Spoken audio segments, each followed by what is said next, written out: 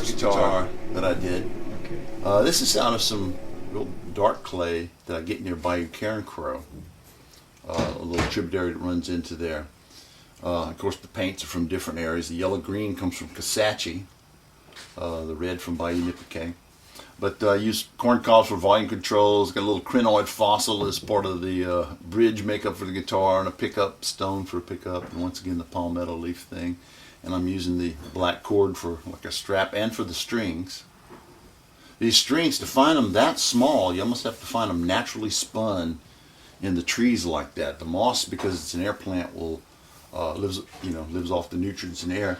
Sometimes we'll spin around and strangle its own growth. A little stick or whatever will get twisted up in it, and it'll twist these really fine little strands. Because if you tried to make one like that, you probably couldn't do it as uniform. So it's kind of a nice thing to find. And then another little structure I like a lot. It's called Magdalenian Encampment.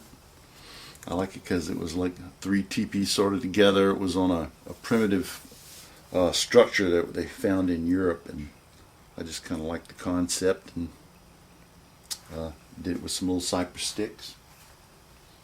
These are more of my little structures I was into early on, doing a lot of stuff with. I just kind of got tired of waiting for a space to do something and just went ahead and cleared a hole and started. What I do here is I keep all my clays and my materials that I use in my art pieces here. You can see these different clays. Now this is a clay that's from the Bayou Courte Bleue area, but it's the same strata of clays that's on the Bayou Vermilion. Different areas will tint the clays slightly different colors, a little more chocolatey for some, a little more reddish in others. But this is some really nice, what I call a fat clay.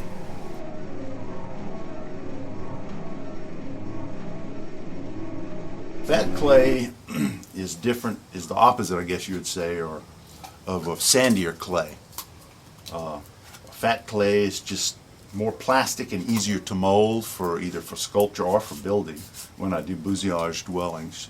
But for artwork, it's just one of my favorite clays. It's just easy to work with, holds shape better, and all that kind of thing. So what I do when I'm gonna get ready for a art piece, I have some prepared pieces of moss that my dog just took. Today the sun's getting low in the wintertime, and being my interest in architecture, I like to take advantage of the sun. Interested in so what I basically do is, once the moss is cured, which takes about 6 weeks of keeping it wet, it'll decompose and it'll turn dark like this. Sometimes it'll get really, really black. But as long as it's cured is the main thing, because you have nothing but fiber when you have that. So you can see I've already made some patties here. So we've got some clays that have different tones. We're Bayou Nipiquet clay from near Basile.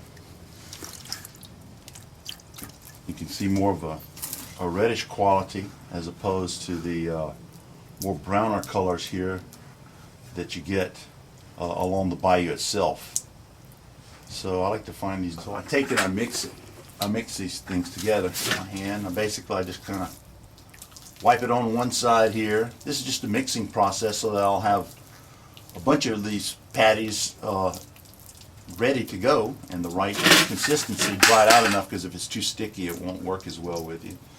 And so I take these clays and I make a bunch of these. So if I want to make something real big, well, I might use 15, 20, 30 patties, however big or small I want to make something. I just keep adding to whatever the structure is. And I'll let these dry a while, like I say, so that, and I'll wish it around so I can get a very uniform texture to it.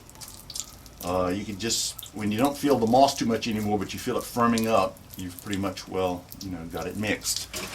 You can always add more, because as you're sculpting, some of it might come off, so you can just kind of work it in. Anyway, that's basically what I do, is just get some mossy mud pies, kind of what they look like, patty like that. I'll set them up on edge to where they will dry out.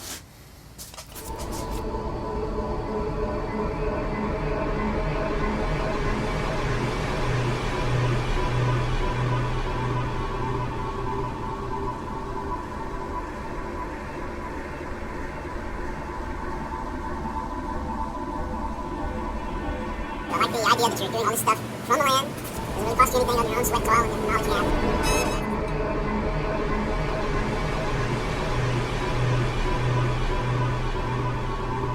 Doesn't really cost you anything other than your own sweat, toil, and the knowledge you have. I like the idea that you're doing all this stuff from the land. Doesn't really cost you anything other than your own sweat and toil and the knowledge you have.